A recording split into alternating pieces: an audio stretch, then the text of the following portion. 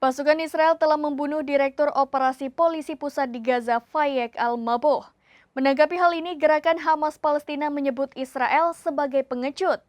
Hamas menekankan bahwa selama ini Al-Maboh berperan mengamankan bantuan ke Gaza.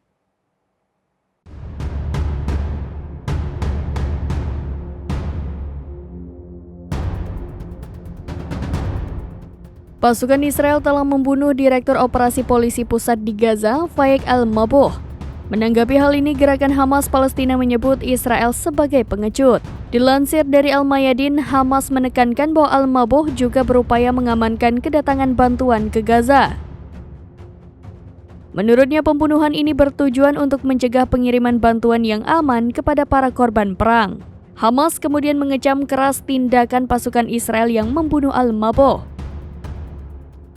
Diketahui polisi bekerja di bawah perlindungan hukum kemanusiaan internasional.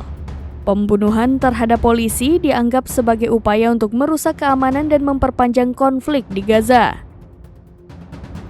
Sebelumnya pada Senin 18 Maret 2024, Israel menyerbu kompleks rumah sakit Al-Shifa tempat Al-Maboh tinggal. Penyerbuan itu juga menewaskan korban di dalam kompleks rumah sakit. Diketahui Fayek Al-Maboh merupakan saudara laki-laki syahid Brigade Al-Qassam Mahmud Al-Maboh yang meninggal setelah menolak menuruti permintaan Israel untuk menyerahkan diri.